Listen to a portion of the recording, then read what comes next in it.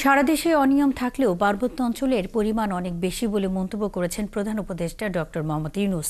এই অনিয়ম কমাতে সরকার কাজ করার চেষ্টা করছে বলেও মন্তব্য করেন তিনি। বুধবার পার্বত্য জেলা পরিষদের প্রশিক্ষণার্থীদের সঙ্গে ভার্চুয়ালি মতবিনিময় সভায় এসব কথা বলেন প্রধান উপদেষ্টা। এ সময় তিনি শিক্ষা, প্রযুক্তি ও অর্থনৈতিকভাবে পার্বত্য অঞ্চলকে এগিয়ে নিয়ে যাওয়ার কথা বলেন।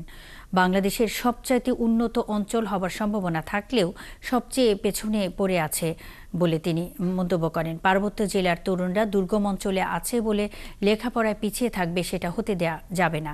তাদেরকে সব ক্ষেত্রেই এগিয়ে যেতে হবে। সমতলের সঙ্গে ভেদাভেদ থাকলে সেটা দূর, পরস্পরের প্রতি শ্রদ্ধাবোধ নিয়ে এগিয়ে আসতে হবে বলেও মন্তব্য করেন প্রধান উপদেষ্টা।